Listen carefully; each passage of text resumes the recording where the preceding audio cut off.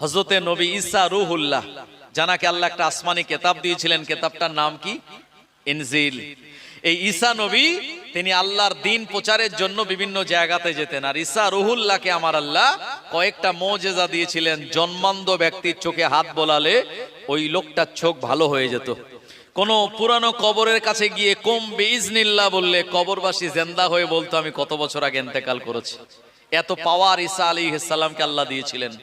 ঈসা নবী একদিন ইচ্ছা করলেন একটু দ্বীন প্রচারের জন্য, আল্লাহর এই দ্বীনকে প্রসারের জন্য এক জায়গায় সফর করবেন। সঙ্গে নিয়েছেন তানার একজন খাদেমকে। ঈসা নবী বাড়ি থেকে বার হওয়ার আগে 3টে রুটি নিয়েছেন, আর ব্যাগের ভিতরে 3টে রুটি দিয়ে খাদেমকে বলেছেন এই ব্যাগটা তুমি ধরো আর আমার পিছনে পিছনে চলো। আমার ভাইজানেরা, ও নবীর উম্মতেরা, আল্লাহ নবী ঈসা রূহুল্লাহ অনেকটা রাস্তা তিনি চললেন। চলতে চলতে ক্ষুধা টানা লেগে গেল। এ সময় খাদেমকে বললেন, বাবা খাদেম, আমার ওই ব্যাগের ভিতরে 2টো রুটি বার করো ব্যাগ থেকে, ওই রুটি দুটি আমরা দুজন মিলে ভাগ করে খাবো। খাদেম ব্যাগ থেকে 2টি রুটি বার করলো। ঈসা রূহুল্লাহ একটা রুটি খেলেন, আর ওই খাদেমকে তিনি আর একটা রুটি দিলেন। এরপরে দুজন মিলে খাওয়া দাওয়া করে আল্লাহর শুকরিয়া আদায় করে আবার রাস্তা চলছেন। অনেকটা রাস্তা যাওয়ার পর ঈসা নবীর আবার ক্ষুধা লেগে গেল। ঈসা রূহুল্লাহ বললেন, বাবা খাদেম, আমার ওই ব্যাগের ভিতরে আর একটা রুটি আছে, ওই রুটিটা বার করো, আমরা দুইজন মিলে অর্ধেক অর্ধেক করে খাবো। খাদেম বলছে, হুজুর ব্যাগের ভিতরে আর তো রুটি নেই, যা ছিল তো খেয়ে নিয়েছি। ঈসা রূহুল্লাহ বলছে, না, রুটি তো 3টে ছিল, 2টো খেয়েছি, হিসাব অনুযায়ী আর একটা থাকবে, তাহলে আর একটা রুটি কে নিল? ঈসা নবী বুঝতে পেরেছেন এই ব্যাগ আমি খাদেম ছাড়ার কারোর কাছে দেয়নি, তো আমার এই রুটিটা ওই খাদেম ছাড়ার কেউ নেয়নি। যেহেতু আল্লাহর নবী, তাই আমাদের মতো আখলাক আদর্শ তো তানার নয়। আমরা হলে এক চড় মেরে বলতাম পাকামি হচ্ছে। হ্যাঁ, ব্যাগে 3টে রুটি ছিল, আর একটা থাকার কথা। যেহেতু ঈসা রূহুল্লাহ আল্লাহর একজন পয়গম্বর, উনি বললেন ঠিক আছে, রুটি আর নেই তো ঠিক আছে, উনি ইলমটাকে কাজে লাগালেন। এ সময় রাস্তা দিয়ে যাচ্ছে, যেতে যেতে প্রচন্ড ক্ষুধা লাগলো। জঙ্গলের পাশে দেখছে একটা ছোট্ট হরিণ ঘাসপালা খাচ্ছে। ঈসা রূহুল্লাহ ওই হরিণটাকে ডাক দিলেন। সঙ্গে সঙ্গে ঈসা নবীর কাছে হরিণটা চলে আসলো। ঈসা আলাইহিস সালাম ওই হরিণটাকে তিনি ধরে নিয়ে যাবে করলেন। আর জঙ্গল থেকে কাঠ কুটো কুড়িয়ে নিয়ে ওই জায়গাতে তিনি আগুন জ্বালালেন। খাদেমকে বললেন, বাবা খাদেম, এই হরিণের গোশতটা রান্না করে আমরা দুইজন মিলে খাবো। ঈসা আলাইহিস সালাম এবং তানার সঙ্গী দুইজন মিলে হরিণের গোশতটা খেয়ে তানাদের ক্ষুধা নিবারণ করলেন। শরীরটা চাঙ্গা হলো, হাড় হাড্ডি গুলি দস্তরখানায় রাখলেন। ঈসা আলাইহিস সালাম এবং তানার খাদেমের খাওয়া হাড় হাড্ডি, হরিণের হাড় হাড্ডি যখন এক জায়গায় করে কুম বিইজনিল্লাহ বললেন, আর সঙ্গে সঙ্গে ওই হাড় হাড্ডি গুলি জোড়া লেগে গোশত তৈরি হয়ে, চামড়া তৈরি হয়ে হরিণের বাচ্চাটা আর লাফাতে লাফাতে জঙ্গলের ভিতরে চলে গেল। একবার প্রাণ খুলে বলুন সুবহানাল্লাহ। আল্লাহ পাকের নবী ঈসা রূহুল্লাহ বললেন, এ আমার খাদেম, যে আমার আল্লাহ এই মরা হরিণকে জীবিত করে দিল, ওই আল্লাহর কসম করে বলি আমার ব্যাগের ভিতরে আর একটা রুটি ছিল, রুটিটা কে নিয়েছে? খাদেম বলল, হুজুর এই রুটির সংবাদ আমার জানা নাই। ঈসা নবী কিছু বলেননি। আবার যাচ্ছেন, রাস্তা দিয়ে যেতে যেতে একটা নদী পড়লো। সেই নদীটা পার হওয়ার মতো কোনো ব্রিজ, কোনো নৌকা, এসব কিছুই নাই। ঈসা রূহুল্লাহ বলেন, এদিকে আস।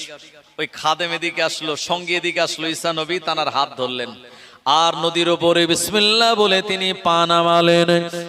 আর নদীর পানির উপরে পা নামানোর সঙ্গে সঙ্গে কোন রাস্তার উপর দিয়ে, কোন মাটির উপর দিয়ে হেঁটে গেলে যেমন করে আমাদের পা বসে যায় না, ওই রকম পানির ওপর দিয়ে, জমিনের ওপর দিয়ে হেঁটে যাওয়ার মতন করে পানির ওপর দিয়ে হেঁটে নদীটা পার হয়ে গেলেন।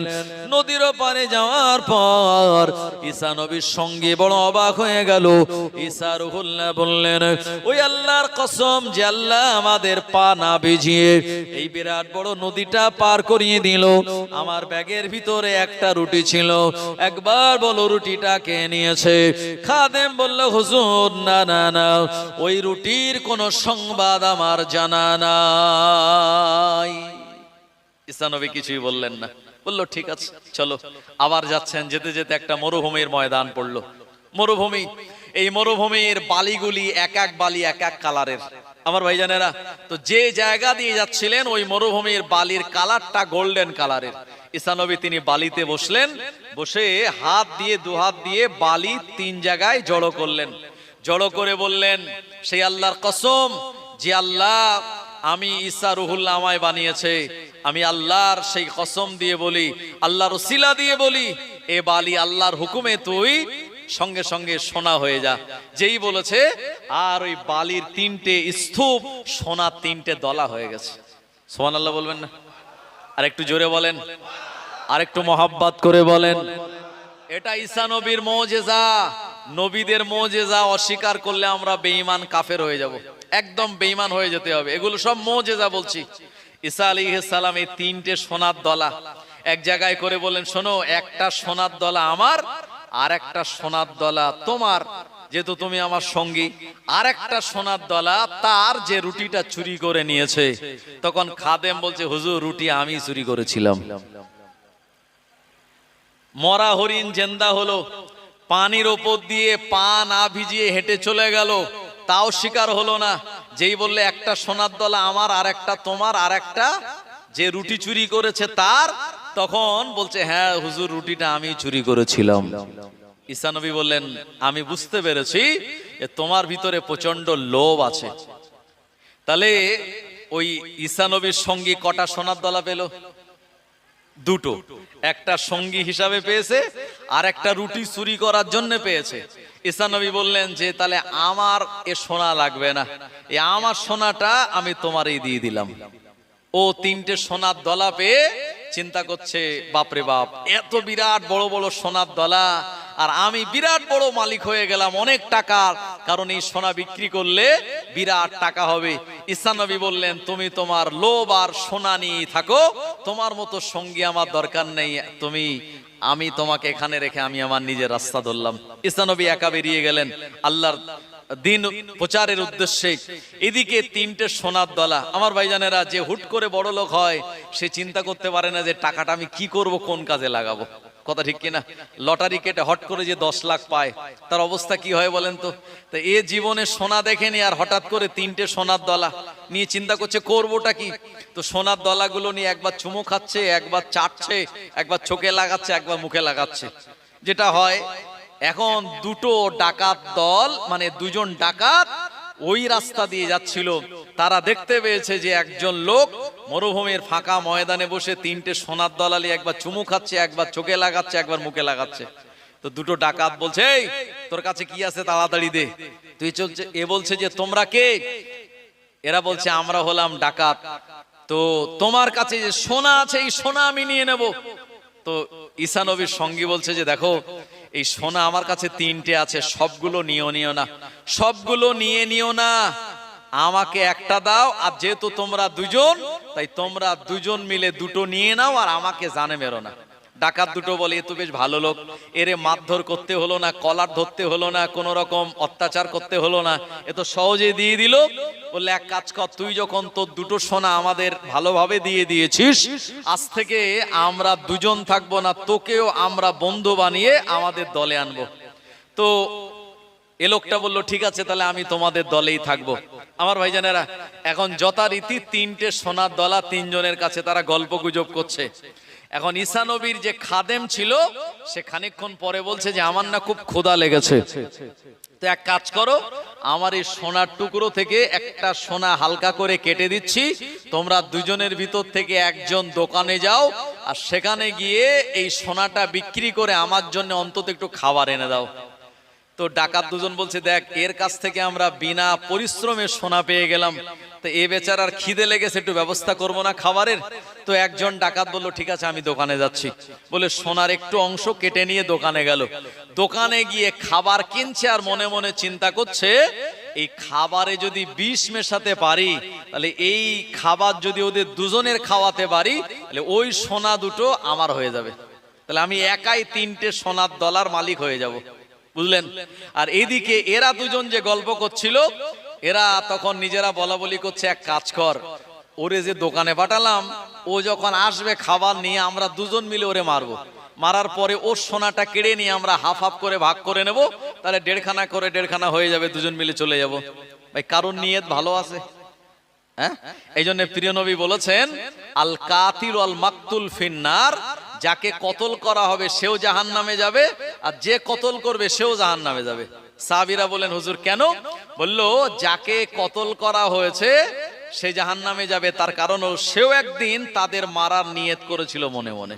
তাই নবী বলেছেন, আল কাতিল ওয়াল মাকতুল ফিন্নার আও কামা ক্বাল আলাইহিস সালাম। ভাই এদের তিনজনের কারণ নিয়ত ভালো আছে। এ দোকান থেকে যথারীতি খাবার কিনে তাতে ভালো করে বিষ মিশিয়ে এরা এদের কাছে নিয়ে আসছে তাদের খাওয়াবে বলে, আর এরা দুজন মিলে আগে নিয়ত করে ফেলেছে, ও বেটা একা আসলেই আমরা দুজন মিলে ধরে ওরে মারবো। আমার ভাই জানেরা, ও নবীর উম্মতেরা,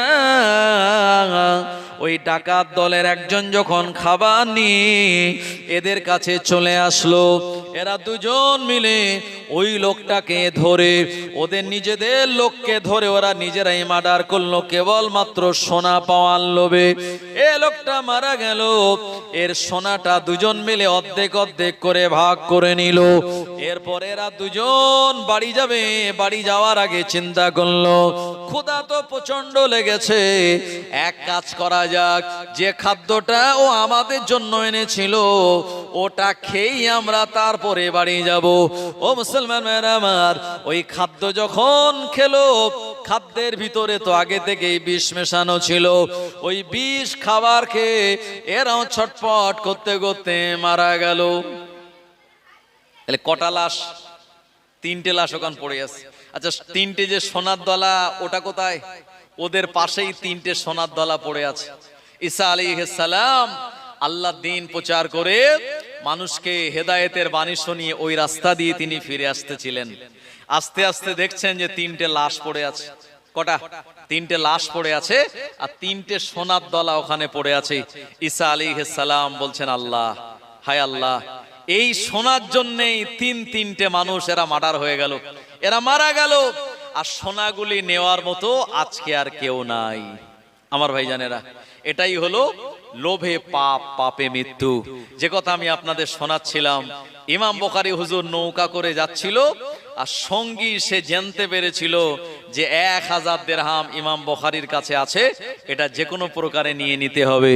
তাই সে ছলনা করে বলল, আমার 1000 দিরহাম ছিল, এটা চুরি হয়ে গেছে, তাড়াতাড়ি এই টাকাটা আমার খুঁজে দিতে হবে।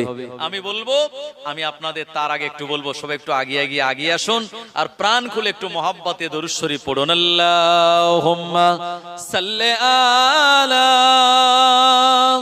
একটু আগে চলে আসুন আমার ভাইজানেরা, যে জায়গাগুলো ফাঁকা আছে এগুলো পূরণ করে নেন। ও আলা আলে সাইয়্যিদিনা,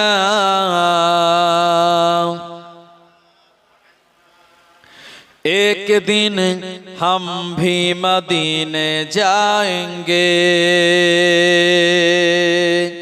एक दिन हम भी मदीने जाएंगे, मुस्तफा नजरे करम फरमाएंगे, मुस्तफा नजरे करम फरमाएंगे, या नबी या नबी या नबी या नबी या नबी या नबी, एक दिन हम भी मदीने जाएंगे, मुस्तफा नजर करम फरमाएंगे, मुस्तफा नजरे करम फरमाएंगे या नबी या नबी या नबी या नबी या नबी या नबी।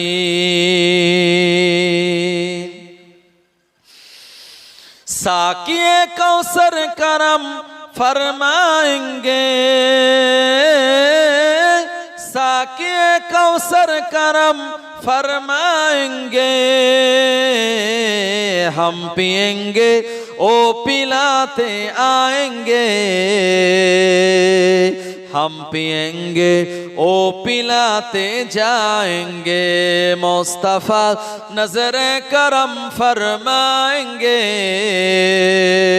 मुस्तफा नजरे करम फरमाएंगे, एक दिन हम भी मदीने जाएंगे या नबी या नबी या नबी या नबी या नबी या नबी।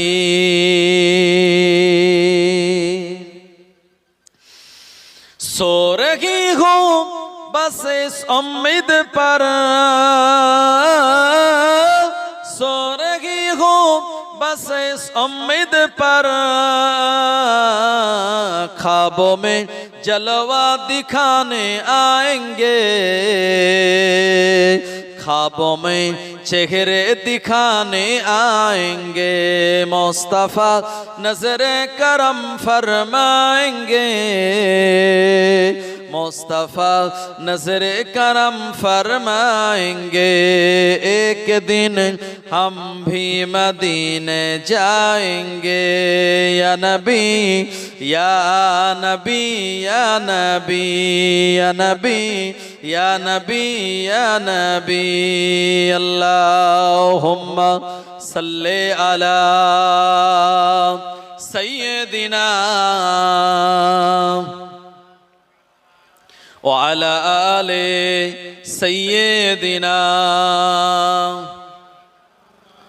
ও জওয়ানেরা যুবকেরা, ইমাম বুখারী রাহমাতুল্লাহ আলাইহি এ সময় তিনি চিন্তা করতে লাগলেন, ও রব্বুল আলামিন আল্লাহ, এই বদমাইশ লোকটা এমন অভিনয় করা শুরু করলো, 1000 দিরহাম তার তো হারিয়ে যায় নাই, আমার কাছে 1000 দিরহাম রয়েছে, এটা পাওয়ার জন্য এমন অভিনয় নাটক সে শুরু করলো।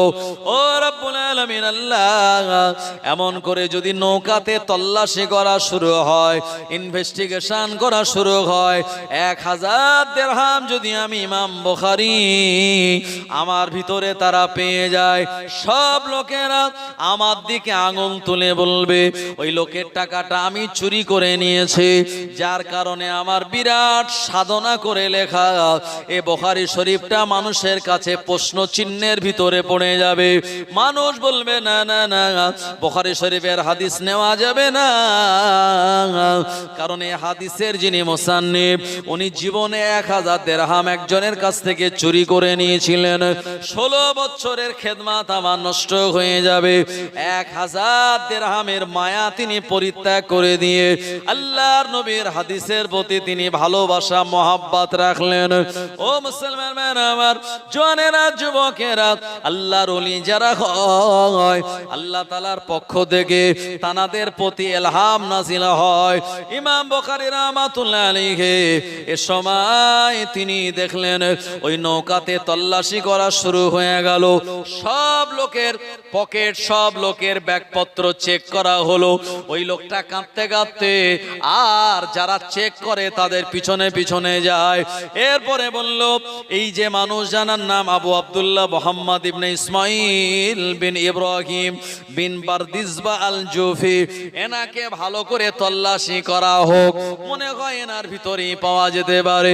সব মানুষেরা বলল না না না, ইনি তো আল্লাহর এক মহান ব্যক্তি যিনি ইমাম বুখারী নামে পরিচিত, ওনার ভিতরে এই টাকাটা অবশ্যই পাওয়া যাবে না।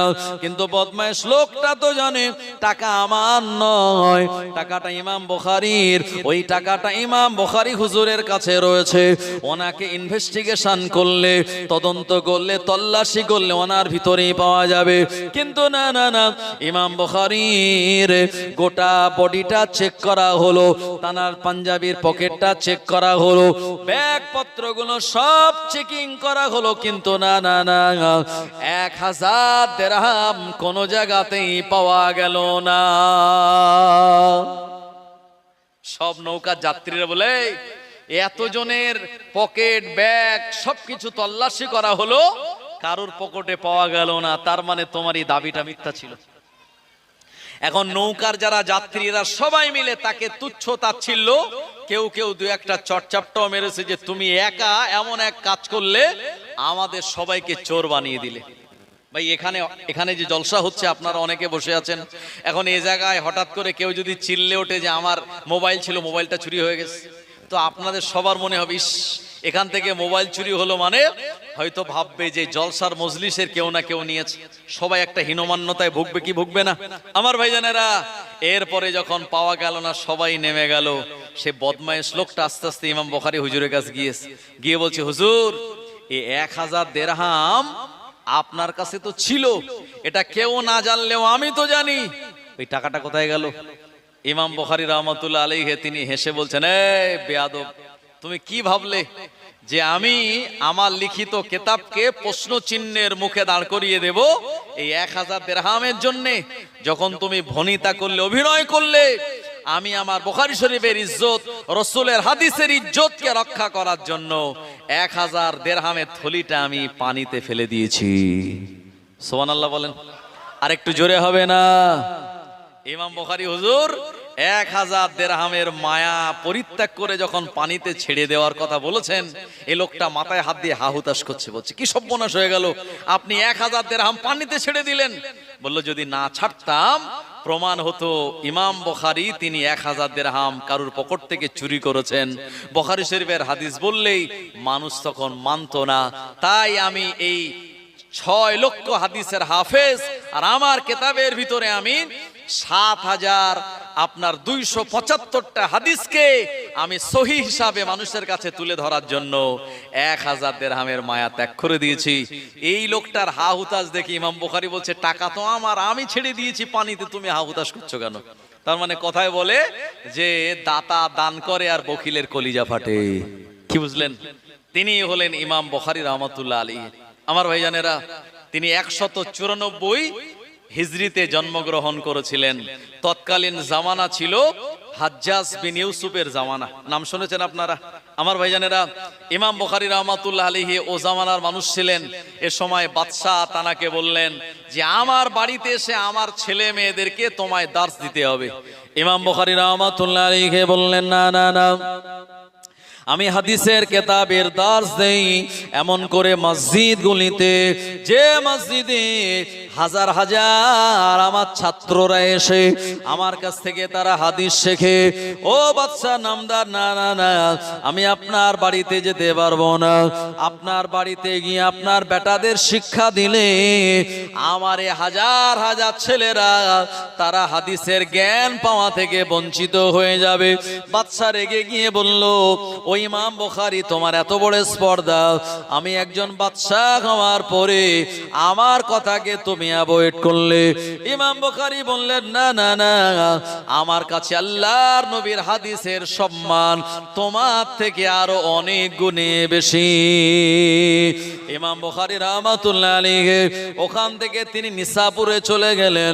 ওখানেও বিভিন্ন রকমের চাপের ভিতরে তিনি পড়লেন। ও জামানার বাদশা বলল, আপনাকে আমার দেশে কাজী হিসাবে বসতে হবে এবং আমি যেভাবে আপনাকে বিচার করতে বলবো আপনি সেভাবেই বিচার করবেন। ইমাম বুখারী বললেন, না না না, এটা আমার দ্বারা সম্ভব নয়, কারণ কিয়ামতের মহাময়দানে আল্লাহ পাক কিয়ামতের দিনে কোনো ছায়া রাখবেন না, ইল্লা জিল্লুহু, শুধুমাত্র একমাত্র ছায়া রাখবেন, যে ছায়াটা হলো আল্লাহ পাকের আরশে মুআল্লা আল্লাহর ছায়া, এ ছায়ার নিচে আমার আল্লাহ 7 শ্রেণীর মানুষদের দাঁড় করানোর জন্য বলেছেন। তার ভিতরে 1 নম্বর হলো ইমামুন আদিলুন, দুনিয়ার জমিনে যে ন্যায় বিচার করে। আর আমি তোমার দেওয়া গদিতে বসে অন্যায় বিচার করা করতে পারবো না। তোমার দেওয়া এমন চেয়ারটাকে আমি প্রত্যাখ্যান করলাম। এ সময় বাদশা রেগে গিয়ে তানার বিরুদ্ধে লেগে গেল। ওখান থেকে উনি সামারকান্দে চলে গেলেন। আমার ভাইজানেরা, জওয়ানেরা, যুবকেরা, ইমাম বুখারী রাহমাতুল্লাহ আলাইহিকে বিভিন্ন ভাবে তৎকালীন জামানার রাজা বাদশারা তানাদের দরবারের উজির বা কাজী হিসাবে এই পদে বসাতে চাইলেন। ইমাম বুখারী রাহমাতুল্লাহ আলাইহি যখন তানার বয়সটা হয়ে গেল 62 বছর, মহান আল্লাহ রাব্বুল আলামিনের দরবারে দোয়া করে বললেন, ও রাব্বুল আলামিন আল্লাহ, এ দুনিয়ার জমিনের সব রাজা বাদশাদের কারণে আমার জন্য পৃথিবীটা সংকীর্ণ হয়ে গেল। আল্লাহ, আপনার দিদারের জন্য আপনি আমায় ডেকে নিন। ইমাম বুখারীর দোয়া আল্লাহ পাক তিনি কবুল করে নিলেন। ও মুসলমান ভাইরা আমার, 256 হিজরিতে শাওয়াল মাসের এমন করে পয়লা যেদিন চাঁদ উঠেছে, যে রাতটাকে আমরা আপনার চাঁদ রাত বলি বা ঈদের রাত বলি, ওই চাঁদ রাতে ইমাম বুখারী রাহমাতুল্লাহ আলাইহি 256 হিজরিতে 62 বছর বয়সে দুনিয়ার জমিন থেকে আল্লাহর দিদারের জন্য চলে যান। সবাই বলুন ইন্না লিল্লাহি ওয়া ইন্না ইলাইহি রাজিউন। ইমাম বুখারী রাহমাতুল্লাহ আলাইহি দুনিয়া থেকে বিদায় নেওয়ার পর তানাকে কবরস্থ করা হলো, তানাকে কাফন দেয়া হলো 3টে কাপড়ে। এরপরে যে জায়গায় তানার মাটি মানজিল করা হলো, দাফন দেয়া হলো, সেই জায়গা থেকে কবরের মাটি থেকে সুঘ্রাণ বার হওয়া শুরু হলো। এত সুঘ্রাণ বার হয়, এলাকার মানুষেরা এসে সেই মাটিগুলো নিয়ে যায়। আমার ভাইজানেরা, এরপরে মানুষেরা সেই মাটিকে পাঞ্জাবির পকেটে রাখে, সামনের বুক পকেটে রেখে দেয়, গায়ে মাখে। আতর মাখলে যা সেন্ট, তার থেকে আরো বেশি সুন্দর সেন্ট চারিদিকে মানুষের নাকে নাকে ঘুরতে লাগলো। কবরের মাটি নেওয়ার ফলে কবরের মাটিগুলো কমতে শুরু করলো। ও জামানার তৎকালীন যুগের যারা বড় বড় আলেম, তারা এক জায়গায় মিটিং সিটিং করে হুজুরের জন্য কবরটাকে ঘিরে দিয়ে ওটা মাজারে রূপান্তরিত করে ওই জায়গাটাকে তানারা সংরক্ষণ করলেন। আমার ভাইজানেরা, আজও যারা ইমাম বুখারী হুজুরের মাজারটা জিয়ারাত করতে যান, সেই জায়গায় গিয়ে এমন সুগন্ধি তানাদের নাকে আসে। জোরে বলবেন না সুবহানাল্লাহ। আমার ভাইজানেরা, ফুরফুরা শরীফের মুজাদ্দিদুজ জামান আলা হযরত দাদা হুজুর রাহমাতুল্লাহ আলাইহি যে জায়গাতে তিনি বসতেন, ওই জায়গাতেই হুজুর রাহমাতুল্লাহ আলাইহি তিনি বসতেন। আর ওই জায়গাতেই হুজুরের পরে বাকিবিল্লাহ হুজুর রাহমাতুল্লাহ আলাইহি তিনি বসতেন। আমার ভাইজানেরা, এটা ছিল একটা খড়ের ছাউনি আর একটা মাটির দালান। আমার ভাইজানেরা, জীবনের ভিতরে লেখা আছে মুজাদ্দিদুজ জামান যেখানে বসতেন হুজুর রাহমাতুল্লাহ আলাইহি, ওই জায়গাতে তিনি বসতেন। এরপরে ওই জায়গার সুগন্ধি এত ব্যাপকভাবে বার হয়েছিল কবে, সেটা হলো একটা সময় মুজাদ্দিদুজ জামান যেখানে বসতেন সেই জায়গাটাকে, দলুসটাকে ভেঙে একটু ভালো করে মডিফাই করার চেষ্টা করা হলো। যখন মাটির দালান ভেঙে ওটাকে কংক্রিটের বানানো হবে, এই মাটি যখন খোঁড়া হচ্ছে, সেখান থেকে ভুরভুর করে সুগন্ধি চারিদিকে আকাশ বাতাসে ফুরফুরা শরীফে ছেয়ে গেল। জোরে বলুন সুবহানাল্লাহ। ওই জায়গাটা আবার পুনরায় ভালো করে মাটি দিয়ে ওখানে পরিপূর্ণ করে দেয়া হলো। আমার ভাইজানেরা, তো আল্লাহর ওলি যারা হয়, আল্লাহর নেক বান্দা যারা হয়, তাদেরকে আমার আল্লাহ এরকম নিদর্শন দুনিয়ার জমিনে দেখিয়ে দেন, যেটা মুজাদ্দিদুজ জামানের ক্ষেত্রে কিন্তু ব্যতিক্রম হয় নাই। আমার ভাইজানেরা, আজকে দুঃখের সঙ্গে আমি আপনাদের বলতে চাই, এই জামানাটা হলো আখিরি জামানা। প্রিয় নবী বলেছেন, আখিরি জামানায় তোমরা দেখতে পাবে ইয়াকুনু ফি আখিরি জামানি ইয়াতুনাকুম, এমন কিছু জিনিস তোমরা দেখতে পাবে আখিরি জামানায়, যে বিমা লাম তাসমাউ ওয়া আনতুম ওয়ালা আবাইকুম, এমন নতুন নতুন কথা তোমরা শুনতে পাবে, যে কথাগুলি তোমাদের বাপদাদা কেউ শোনেনি, এমন নতুন নতুন কথা তোমরা শুনতে পাবে। আমার ভাইজানেরা, আজকের সমাজে দেখা যায় যে আমরা সারা জীবন জানি এবং আমরা কিতাবের ভিতরে পড়ে এসেছি, আল্লাহর নবী বলেছেন লাউকানা বাদা নবিয়ান লাকানা উমার, আমার পরে যদি কেউ নবী হয় তাহলে নবী হওয়ার যোগ্যতা রাখে একমাত্র উমারে ফারুক রাদিয়াল্লাহু আনহু। জোরে বলবেন না সুবহানাল্লাহ। আমার ভাইজানেরা, এই উমারে ফারুক রাদিয়াল্লাহু আনহুর জামানা থেকে 20 রাকাত তারাবি পড়ার নিয়ম চালু হলো এবং হুজুর তিনি নিয়ম চালু করলেন যে সাহাবীরা ইতিবিক্ষিপ্ত ভাবে তারাবি নামাজ আলাদা আলাদা পড়ে, এই আলাদা আলাদা তারাবি নামাজ না পড়ে 20 রাকাত তারাবি নামাজ বা জামাতের সঙ্গে মদিনার মসজিদে পড়া শুরু হয়ে গেল এবং ওমরে ফারুক রাদিয়াল্লাহু আনহু তিনি নিজে এই তারাবি নামাজের ইমাম ছিলেন। দীর্ঘ আপনার দশক ধরে, হাজার হাজার বছর ধরে এই তারাবি নামাজ আমরা 20 রাকাত পড়ে আসছি। নতুন করে আজকের জামানায় ফতোয়া বেরিয়েছে না 20 রাকাত নয়, আমরা তারাবি নামাজ পড়বো 8 রাকাত। তারা দলিল দেয় কি? তারা বলল নবীজি কখনো তারাবি নামাজ পড়েছেন, কখনো ছেড়েছেন, কখনো বা তিনি 11 রাকাত পড়েছেন, কখনো বা আরো বেশি পড়েছেন। সুতরাং আমরা সেই নবীর হাদিসটাকে আমরা ফলো করতে গিয়ে এখন আর আমরা 20 রাকাত নয়, এখন আমরা এই 8 রাকাত তারাবি নামাজ পড়ে বেরিয়ে পড়বো। কিন্তু পক্ষান্তরে ওমরে ফারুক রাদিয়াল্লাহু আনহুর যে সুন্নাত, এটাকে তারা অস্বীকার করছেন। এটা তারা বুঝতে পারলেও কিন্তু বোঝার চেষ্টা করে না। কথা ঠিক বলছি না ভুল বলছি? আমার ভাইজানেরা, ও জওয়ানেরা, যুবকেরা, নবীর উম্মতেরা, ইমাম বুখারী রাহমাতুল্লাহ আলাইহি লিখিত কিতাব, যে কিতাবের নাম আমি আপনাদেরকে শোনালাম, আল জামিউস সাহিহুল মুসনাদুল মুখতাসার মিন উমুরি রাসূলিল্লাহ সাল্লাল্লাহু আলাইহি ওয়াসাল্লাম ওয়া সুনানিহি ওয়া আইয়ামিহি, আল্লাহর নবীর একেবারে সহিহ হাদিসগুলিতে বর্ণনা করা হয়েছে। ইমাম বুখারী রাহমাতুল্লাহ আলাইহি প্রথম যে বাব এনেছেন, বাবের নাম হলো কিতাবুল ঈমান। এই কিতাবুল ঈমান নামক বাবের ভিতরে হাদিস বর্ণিত হয়েছে। আল্লাহর নবী সাল্লাল্লাহু আলাইহি ওয়াসাল্লামের দরবারে এমন করে আল্লাহর হাবিবের সাহাবে কেরামগণেরা গোল হয়ে বসে আছেন। আল্লাহর নবী অনেক কথাবার্তা তিনি আলোচনা করেন। এমন সময় দেখা যায় প্রিয় নবীর দরবারে সাদা ধবধবে কাপড় পরিহিত অবস্থায় এবং জানার মাথার চুল এবং দাড়ি চুলটা কুচকুচে কালো এবং যার ভিতরে সফরের কোনো চিহ্ন নাই। আল্লাহর নবী সাহাবীরা তানাকে কেউ চেনে না, এই রকম একজন আগন্তুক ব্যক্তি চলে আসলো। আল্লাহর নবী সাহাবী ওমরে ফারুক রাদিয়াল্লাহু আনহু থেকে হাদিসটা বর্ণিত।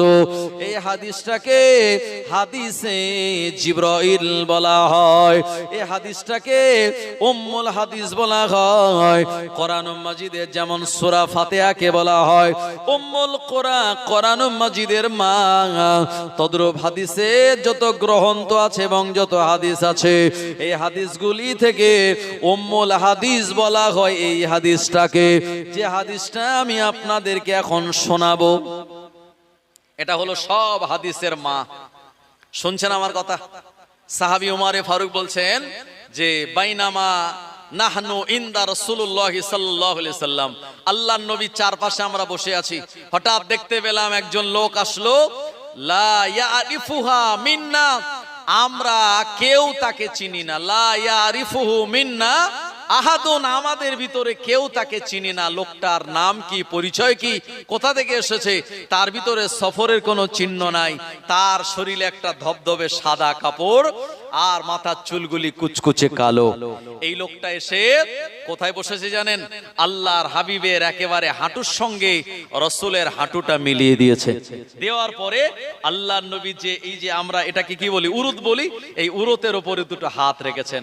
রাখার পরে বলছে ইয়া মুহাম্মদ আখবিরিনি আনিল ইসলাম, হে মুহাম্মদ আপনি আমাকে ইসলাম সম্পর্কে বলুন। ওমরে ফারুক রাদিয়াল্লাহু আনহু বলছেন আমরা অবাক হয়ে যাচ্ছি যে কয়েকদিন আগে কোরআন মাজিদের আয়াত নাজিল হয়েছে, ইয়া আইয়ুহাল্লাযীনা আমানু লা তারফাউ আসওয়াতাকুম ফাওকা সাওতিন নবী ওয়া লা তাজহারু লাহু বিল কওলি কাজহারি বাদিকুম লিবাদিন আতাহাবাতা আমালুকুম ওয়া আনতুম লা তাশউরুন। আমার আল্লাহ রাব্বুল আলামিন কোরআন মাজিদের আয়াত আয়াত নাজিল করে দিয়ে বলে দিলেন, হে বিশ্বাসী ইমানদারেরা, তোমাদের গলার আওয়াজ যেন আমার নবীর গলার আওয়াজের থেকে উঁচু না হয়।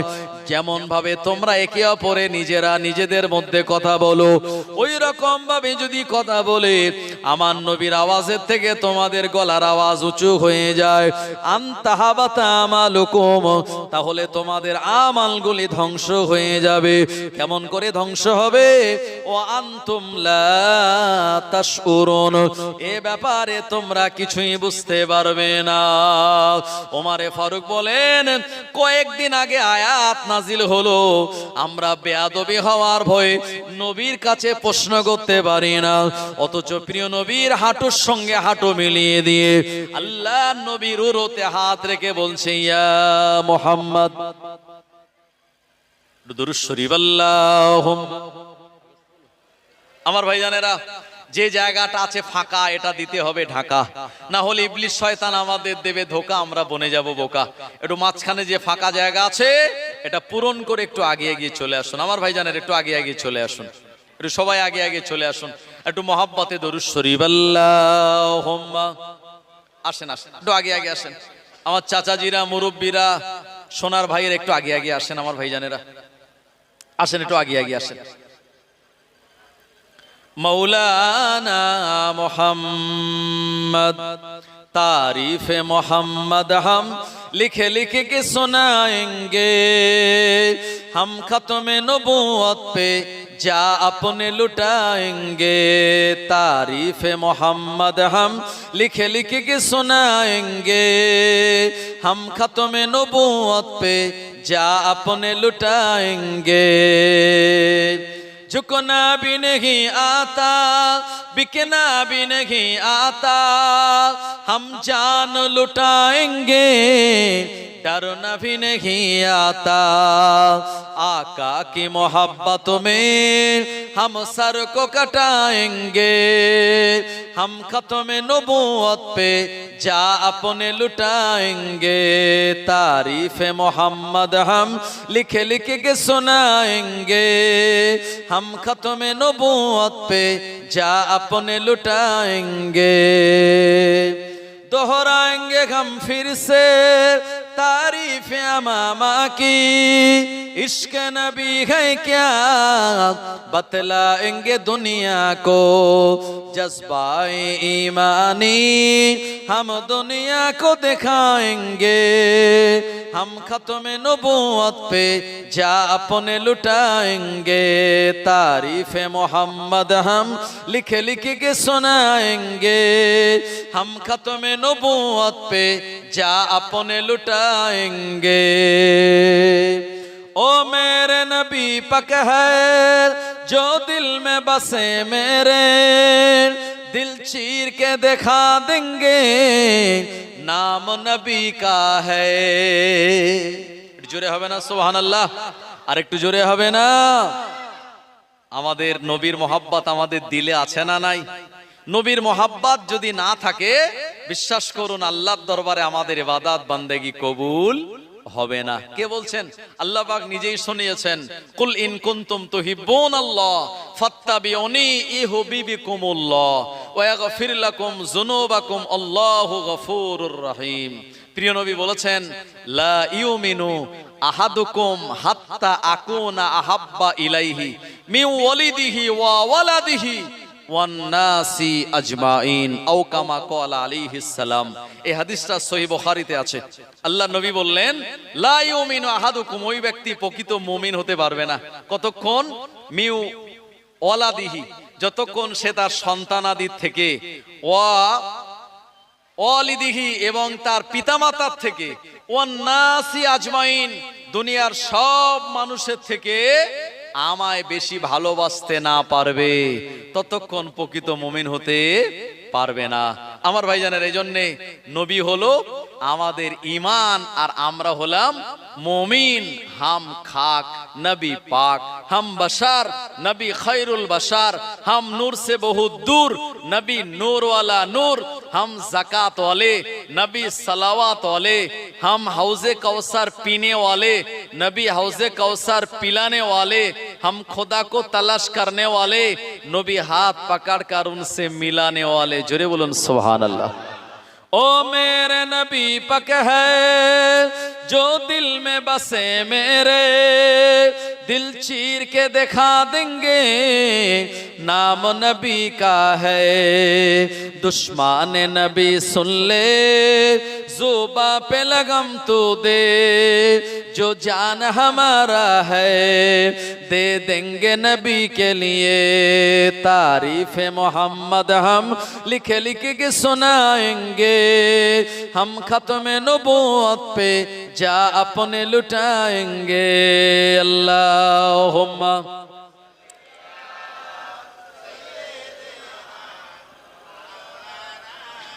वाला आले सय्यदिना। ओ नबीर उम्मतेरा, साहाबी उमर फारूक बोलेন আল্লাহ নবীকে বললেন আখবিরিনি আনিল ইসলাম, আপনি আমাকে ইসলাম সম্পর্কে বলুন। আল্লাহ নবী বললেন ইসলাম হলো আনতা শাহাদা আল্লাহ ইলাহা ইল্লাল্লাহ, সাক্ষ্য দেওয়া আল্লাহ ছাড়া কোনো মাবুদ নাই, এমন করে ওয়াকিমুস সালাত নামাজ কায়েম করা, ওয়া ইতাইজ যাকাত যাকাত প্রদান করা এবং হজ আদায় করা। আমার ভাইজানেরা, এমন করে ইসলামের সংজ্ঞা যখন দিয়ে দিলেন, প্রিয় নবী বলার সঙ্গে সঙ্গে ওই লোকটা বলল, ও মোহাম্মদ ক্বালা সাদাকতা, আপনি সত্য বলেছেন। ওমর ফারুক রাদিয়াল্লাহু আনহু বলেন আমরা বড় অবাক হয়ে গেলাম। এই লোকটা অজ্ঞের মতো প্রশ্ন করে আবার বিজ্ঞের মতো তার জবাব দেয়। আল্লাহর নবীকে বলা হলো ইয়া মুহাম্মদ আখবিরনি আনিল ঈমান, ও মুহাম্মদ আপনি আমাদের ঈমান সম্পর্কে বলুন। আল্লাহর নবী বলেন ঈমান হলো আমানতু বিল্লাহ, আল্লাহর উপরে বিশ্বাস স্থাপন করা, ফেরেশতাদের উপরে বিশ্বাস স্থাপন করা, এমন করে অকুতুবিহি আসমানি কিতাবের উপরে বিশ্বাস স্থাপন করা, আখিরাতের দিনের প্রতি বিশ্বাস স্থাপন করা, আর কিয়ামতের মহাময়দানে আল্লাহ পাক আমাদের তুলবেন এবং মিজানে দাঁড়ি পাল্লায় আমাদের নেকি আর গুনাহগুলি ওজন করা হবে। এগুলির উপরে বিশ্বাস করার নামই হলো ঈমান। এ মানুষটা বলল ক্বালা সাদাকতা, ও নবী আপনি সত্য বলেছেন। ওমর ফারুক রাদিয়াল্লাহু আনহু বললেন আমরা আরো অবাক হয়ে গেলাম। লোকটা জানার জন্য প্রশ্ন করে আল্লাহ নবী যখন জবাব দিলেন, ওই মানুষটা বলছে আপনি যা বলেছেন সত্য বলেছেন। তৃতীয় নম্বরে আমাদের নবীকে জিজ্ঞাসা করলো আখবিরিনি আনিল ইহসান, ও নবী আপনি আমায় ইহসান সম্পর্কে বলুন। আল্লাহ নবী বলেন ইহসান হলো আনতা বুদাল্লাহা কান্নাকা তারাহু ফাইন লাম তাকুন তারাহু ফাইন্নাহু ইয়ারাক।